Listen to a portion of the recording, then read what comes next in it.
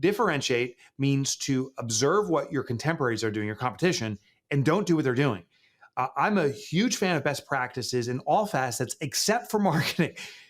You got a hiring best practice, Wade. I want to use that. You got an operational best practice. I want that. But when it comes to distinguishing myself, the way you're doing is not what I want to replicate, because to the prospect, it becomes habituated, meaning we're familiar with it and we ignore it. Welcome, everybody. Today, I am super stoked to have Mike Michalowicz with us. He is an author whose work has just been following me. He's everywhere. You maybe have known he's everywhere, and I've just gotten to hear about him. Really excited to have him here today to talk about getting different with your marketing. Thanks so much for joining us today, Mike. Wade, it's a joy to be here. It's a funny phrasing. Yeah, my work is like chasing you down. It is. It's following me. So you wake up in the morning, my book's sitting, you're like, oh. Yes, exactly. Well, again, Rocky Lalvani told me about you, then Suzanne Mariga, then Amber Vilhauer. So and loving it. I'm going deeper into it. I'm into the second reading of some of your books. So, thank you. Yeah. So thank you. So real quick about Mike, by his 35th birthday, Mike had founded and sold 2 multi-million-dollar companies. He's the creator of Profit First, which is used by hundreds of thousands of companies across the globe to drive profit. He's a multiple-time best-selling author on a mission to eradicate entrepreneurial poverty. I absolutely love that. And his latest book, Get Different, will give you the tools to stand out in any market. So what I want to first do is go right into it. First, for you, why is it so important for you to eradicate entrepreneurial poverty? That was something that just struck me when I saw your books. Oh yeah, that's a visceral experience for me, and I define it as a calling for myself. When I started my first business when I was right after college, and had some success, and started another, had some success, which means I built them and sold them. But the problem was my ego exploded. I was like, oh my God, I'm so smart. I'm a genius. And then that triggered my downfall, which I deserved. I lost all my money. I wiped myself out trying to be an angel investor. I call myself the angel of death because I was so, every business I started, it was collapsing. And I lost everything, including my house, my possessions.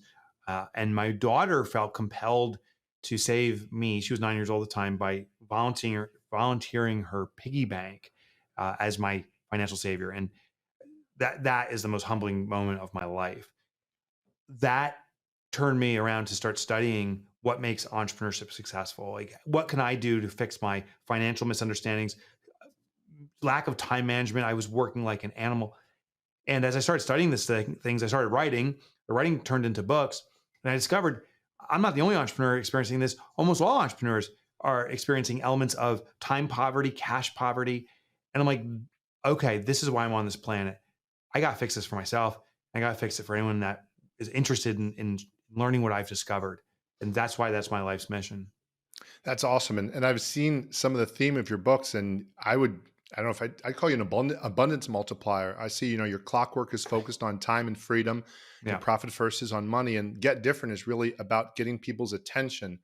Now, with all the stuff that's going on, and I'm a little older, I'm not a millennial, and I joke with my kids about their need for attention. And so sometimes we almost think like, oh, I don't want too much attention.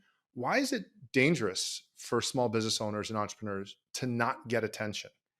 Yeah, well, because attention, of course, is how we sell. That's the face kind of level value or skin deep analysis, but we can go deeper than that.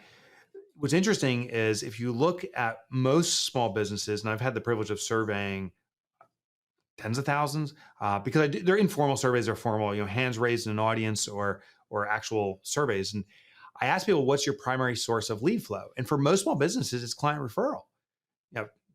30, 40% is common, but for many businesses, it's like 80%.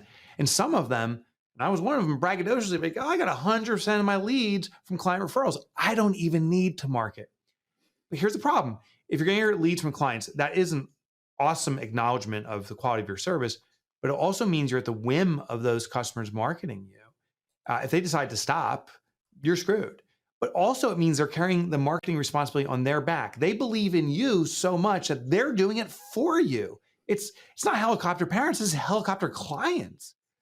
We need to take that responsibility over. If our customers believe in us that much and we are that good, well, damn it, we have a responsibility to market accordingly. We must get noticed.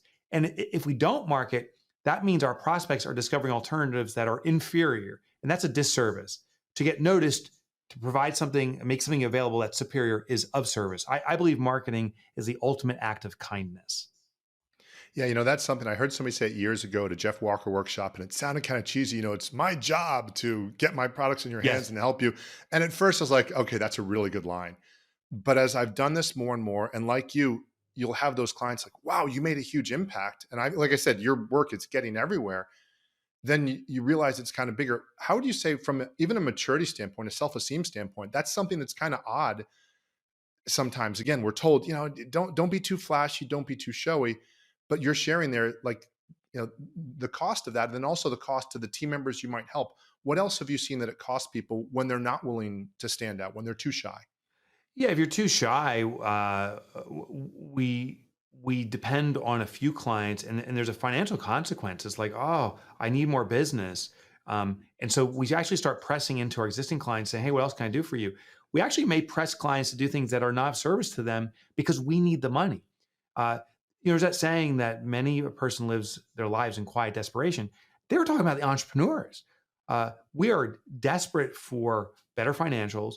We are desperate for more time, and we're not getting either because we're leaning to existing customers, trying to eke out more money and trying to be of extraordinary service by working our butts off. So by marketing and discovering new customers, first of all, you are of service to those customers. They now find something superior. But now it offers the opportunity to replicate your core competencies. Listen, if I'm a heart surgeon and I do a real good job, I should find more patients that need heart surgery, not go to my existing patients and say, hey, do you also need some podiatry work? I can work on your foot. We start to actually dilute our ability. So by expanding the awareness, we get to actually concentrate our ability. That's what the goal is. Yeah, I love that. And I love one of the things you said in the book, which is that paid advertising is the fine for not being different. And Yeah. anybody who's thrown money at stuff or bought a course that maybe didn't work out, or especially even more, bought paid ads and realized, okay, the ads are all gone now and they delivered what they said. And now I have nothing. So How does that play out? yeah, so paid advertising means that you aren't noticeable enough for whatever reason. And the idea of being different is not to be outrageous. I'm not saying you dress like Yucko the clown and walk around. It's actually leaning into your authenticity. You mentioned Jeff Walker. He and I were going to get together on Sunday, a couple of days from now. We're meeting up with another guy, Don Miller. And Jeff, he texted me yesterday. He goes, dude, I can't come. And he goes, because I miss my wife. He's like, I've been traveling a lot. I just want to be home with my wife. That's authenticity. So he's like, I'm really sorry to ruin it. You know what a lot of people would do in a situation like this? Say, I can't make it because, and then formulate some excuse. In marketing, the paid advertising is like a formulated excuse. It's like, hey, this is the way to do it. But when you do genuine, authentic marketing of who you, your brand, who your company truly is, the right people will say, I get that. That was my response to Jeff. I'm like, dude, I would do the same thing to be with my wife. I totally get it. There's a certain point where we're out too much. In our marketing, we have to put our authentic selves out there and just expose the truth. Some people are going to say, I don't like that and be repelled by it. But there's a certain community that's going to revel in it and say, thank God I found my person. So excellent marketing doesn't require you to pay your way into play. Excellent marketing just requires you be authentically your brand and lean into it. Yeah, I love the example you gave about the red suits and the gray suits and Oh, trying yeah. to find your soulmate. Would you mind sharing that? Because I think it's in the book. I love that. I thought it was so brilliant of a way to explain this. Yeah. So the scenario I gave, and I just wanted it to be visceral. I wanted people to say, oh, wow, I get it. Imagine you're looking for your soulmate. This is your life's mission on this planet, and you're put in a room and there's 500 people all in gray suits. Now, how they're competing to garner your attention, your soulmate, is, well, they try to be the grayer gray or the tighter fitting gray or the looser gray, but they're all gray. Imagine all of a sudden one person walks in and they're in a red suit. They are so distinguishable, you'll identify them immediately. Now, here's the funny thing about consumer behavior. You're looking for your soulmate. Are you going to spend, to find your soulmate, you got to talk to him for a couple hours, 1,000 hours of interviewing to see if that's the one? And where do you start? If someone walks in the red suit, it's like, oh, that's my starting point. And they may not even be your soulmate, but because you started there in the red, you notice them. You're like, hey, they probably are. The people who are noticeable, we have an immediate affinity toward. We're willing to investigate the relationship further with the people we notice, even if they're not our soulmate. So the point here is this, is I suspect for the right prospect, you are the soulmate of a company. But if you're wearing the gray suit, if you're simply doing what everyone else is doing, you're unnoticeable and your client is going to be exhausted trying to find you. But the second someone walks in, even if they're not the soulmate and is wearing the red suit, they're going to get the customer's attention. So you are the soulmate, wear the damn red suit, put it on now and stand out.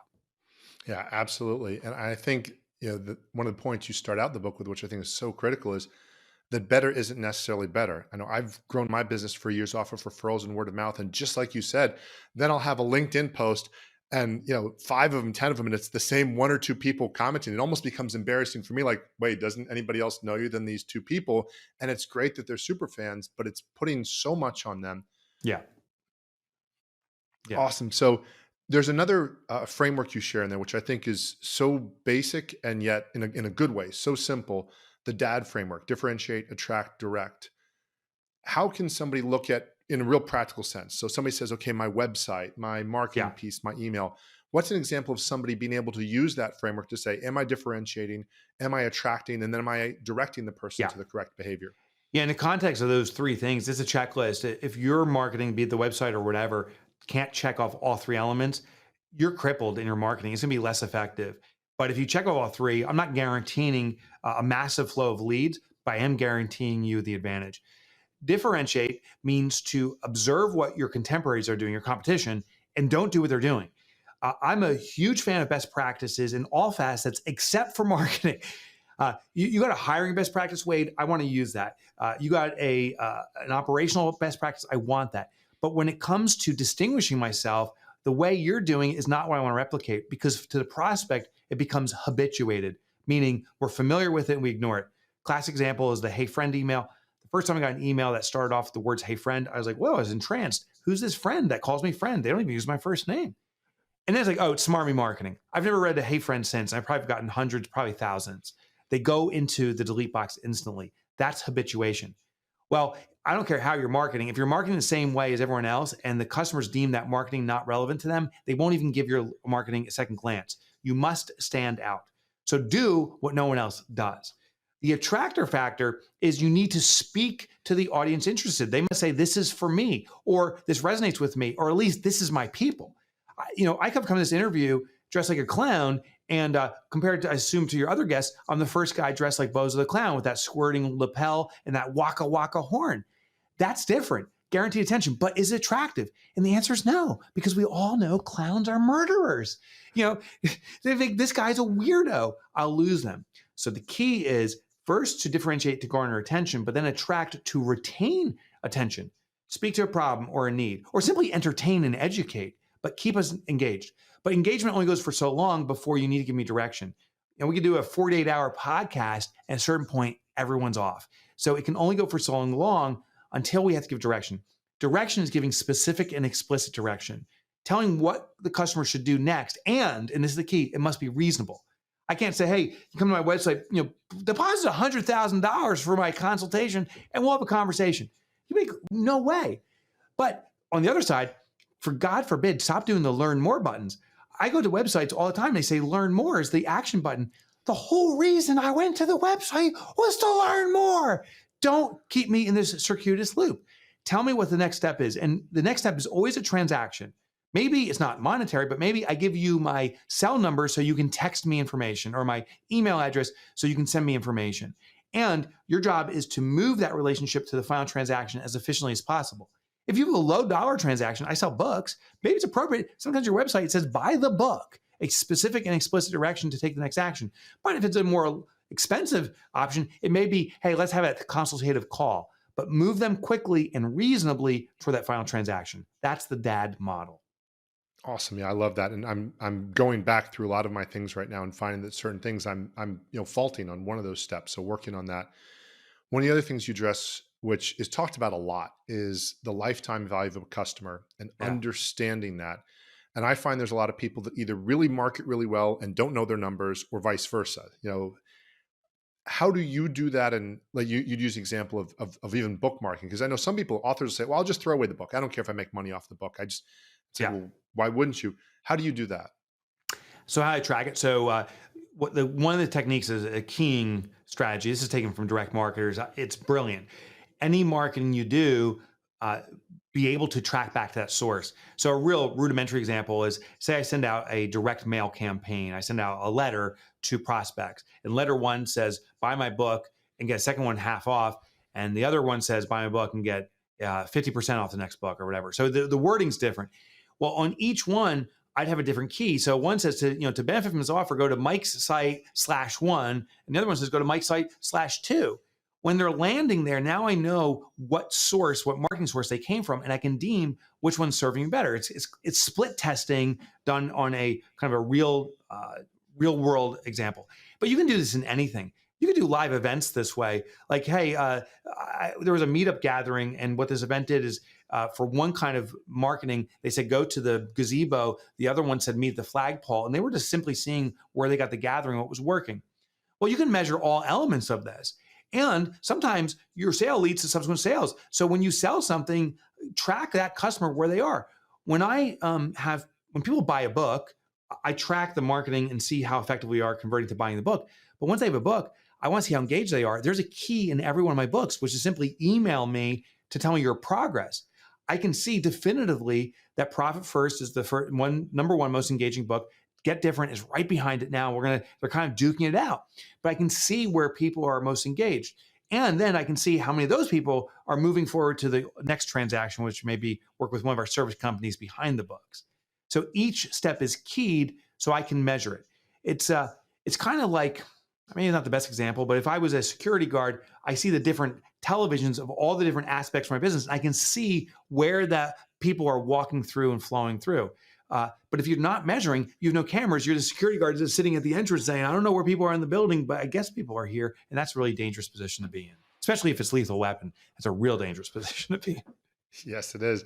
One of the things I love about that, and maybe you speak to this, how that makes things easier. Because before you do split testing, before I learned about split testing, it was all on me to figure out, to be the genius and to be this, the sort of story, the mythic hero that knows everything that's going to sell in the marketplace, as opposed to the Yutz that just says, okay, I'm going to try A, I'm going to try B, and whatever says, I'm going with that. And then I'm going to try A and C. And then how does that make running your business and your marketing easier and in fact make it less work?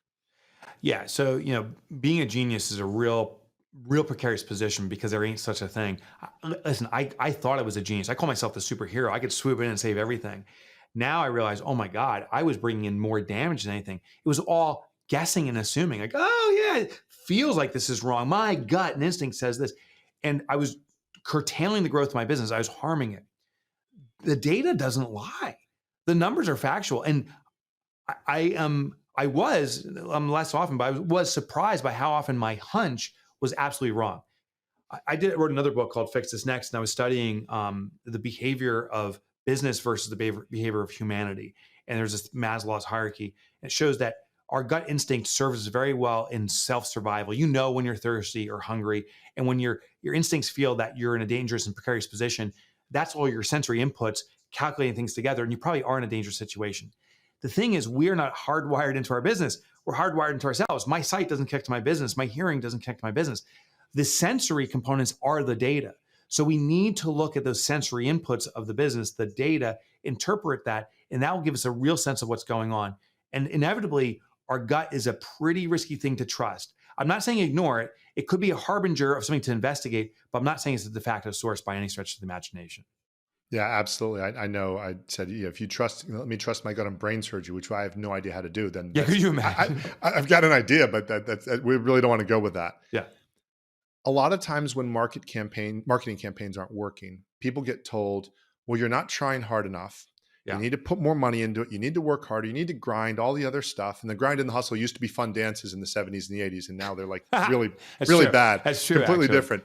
Why doesn't it work when we just throw more and the marketing gods don't bless us with more results if things aren't working? Yeah. So, of something that's not working, doing more of it, it's insane to expect that to bring a result.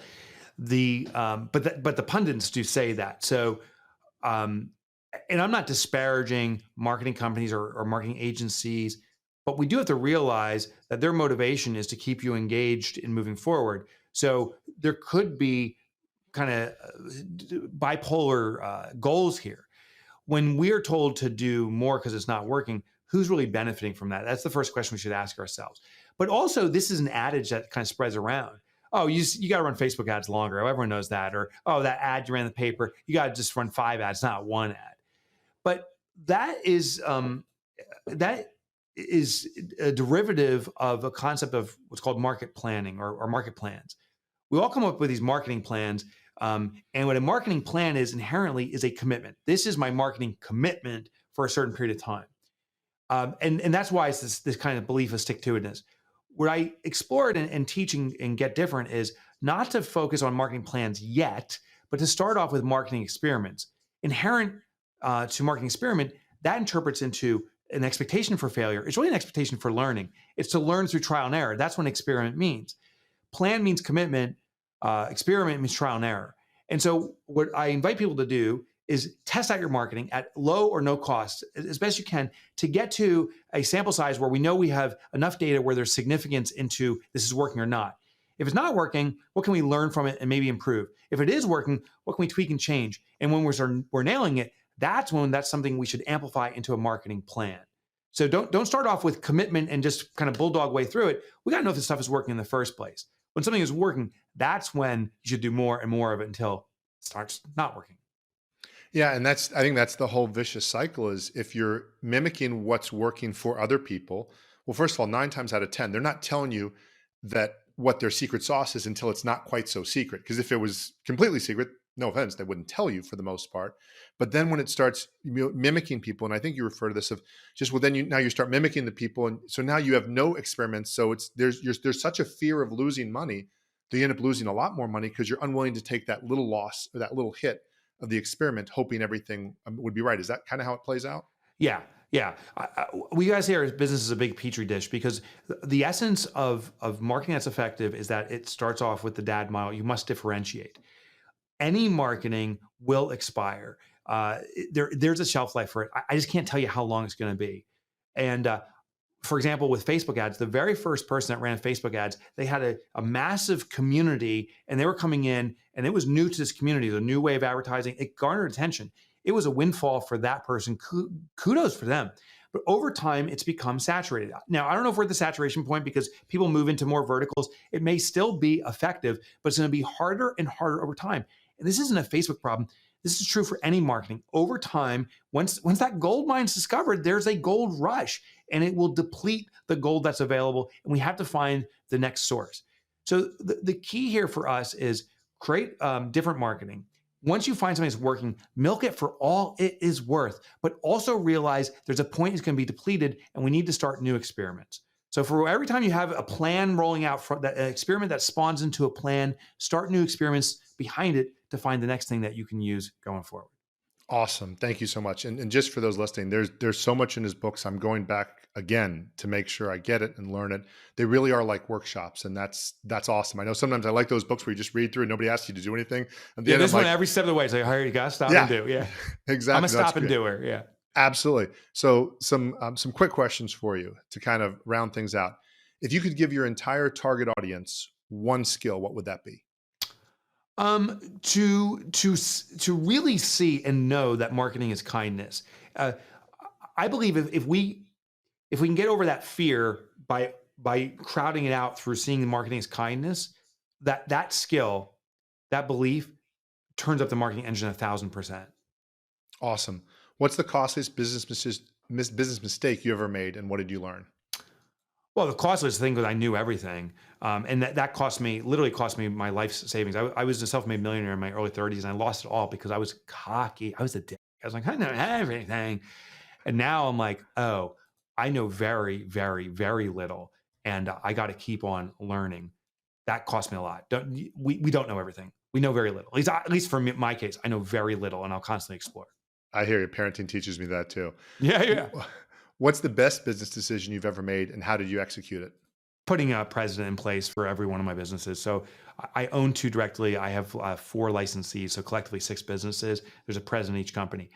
I am not the implementer. I'm great at the strategy and perhaps maybe a spokesperson, but that's about it.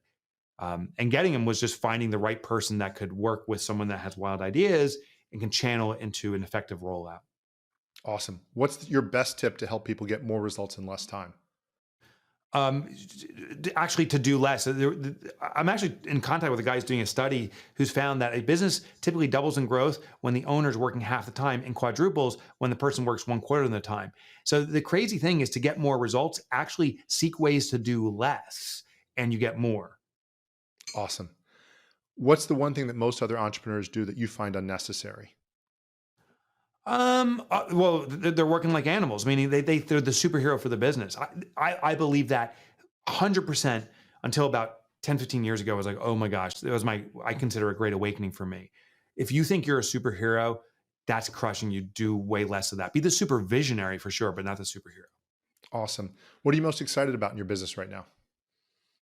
Um, just, just the impact we're having. I get feedback by the hour now, by the minute actually, of people emailing me saying, I read your book.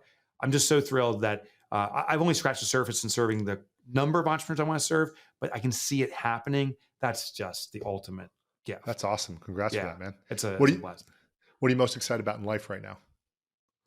The freedom I have. So I'm spending more time with my wife and kids and experimenting life. This year, I'll take, I think it's 9 weeks of vacation time. And that's when I say vacation, that's not weekends. I don't count that, actual weeks. And no access to the office, no active office. It's been amazing. I'm taking 4 weeks in December and going to Hawaii with my family. I cannot wait. I mean, I never had that as a child growing up, that opportunity. And I'm just thrilled I can do that with my kids. Sweet. Congrats. And we'll put the links below. But where's the best place people can connect with you to learn more about your work? Gogetdifferent.com. It's the mecca for this book, but also there's 100 tips or ideas that you can use for marketing that are really outside the box. They cost nothing or very little, and at least will get you started in this process. That's there for free at gogetdifferent.com. Awesome. Thank you so much for joining us, Mike. There's Sweet. so Thank you, much to brother. this. Really appreciate it. For those of y'all listening, he's a real deal. Check out what he's doing. And as always, look forward to helping you impact more people and make more money in less time. Do what you do best so you can better enjoy your family, your friends, and your life. Thanks for listening.